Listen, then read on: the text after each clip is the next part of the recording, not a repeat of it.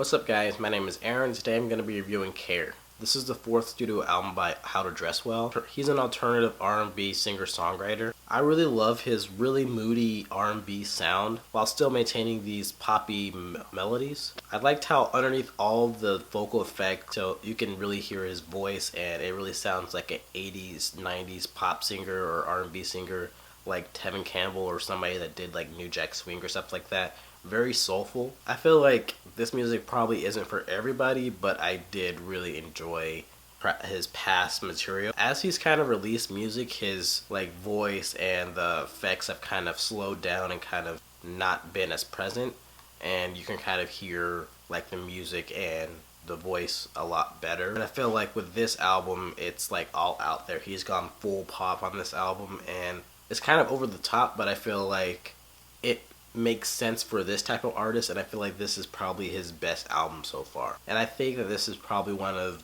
the best albums of the year. I love the sound for this. I love the clear sound that you can really hear the music and all the instruments and stuff. It's very like corny or kind of sweet 80s, 90s pop R&B music for the most part, with some soft rock in there as well. But I do love that sound. Like, I've grown up listening to that type of music with my parents and stuff, so that's kind of cool to me. I feel like he instantly knows how to create memorable, catchy music. The song Can't You Tell has this really grooving bass line, these really snappy drums, this funky guitar on that track, and like swelling strings. I just love the overall feeling of this track. It really sets the album off with a bang. The song Burning Up, it's really just a piano, some huge drums, and some soft guitars. Kind of sounds like the ending of an 80s movie, like at the end of like a high school movie or something like that.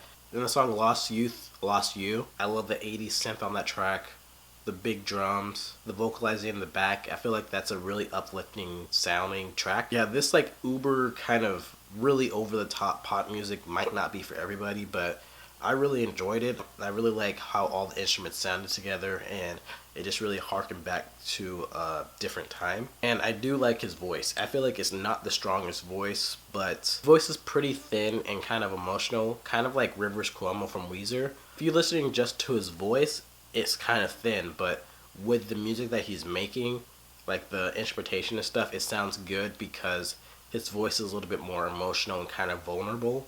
It kind of fits with the music really well to me. I felt like in the past it was kind of weird that he hid his voice, because when I heard it, it kind of sounded like he was really personal and really kind of vulnerable. This album definitely goes in the right direction because it kind of focuses on his voice. There's not a lot of vocal effects, and his voice is more in the foreground in the music. I like that you can really hear his flaws and his vulnerability as a person, and it really kind of makes it a little bit more personal. And I do like the themes of the lyrics too. It's mostly talking about like love, relationship, where he is in life and stuff like that. Since his voice is clearer on this, you can really hear what he's actually saying. It can come across as kind of corny or over the top, but I feel like it does fit the music because the music is really kind of corny and over the top, and it really feels like both of those things are in balance on this album. Like I said, he's kind of like Rivers Cuomo of Weezer. He's really overly personal and really heartfelt to the point of it sounding corny, but it does fit the music. Like the song Lost Youth, Lost You. It's kind of about his breakup, but how he's moving past that and kind of experiencing life. If you look at the lyrics in that song, like, can be a little bit over the top and kind of corny. I just feel like he goes for that vibe so hard that it just kind of works for me. Yeah, I definitely love this album. I love the nostalgic 80s, 90s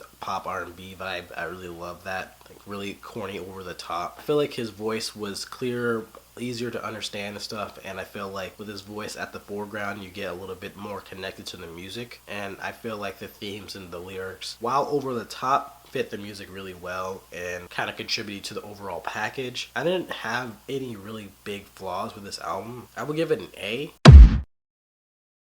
I feel like this is one of my favorite albums of the year. It might not be for everybody, but I've kind of seen the development of him as an artist like over the past 4 years, so it's kind of cool to see his progression with this album. So what did you guys think? Did you like the album? Did you hate the album? Let me know in the comments what you thought, and thanks for watching. Thanks guys.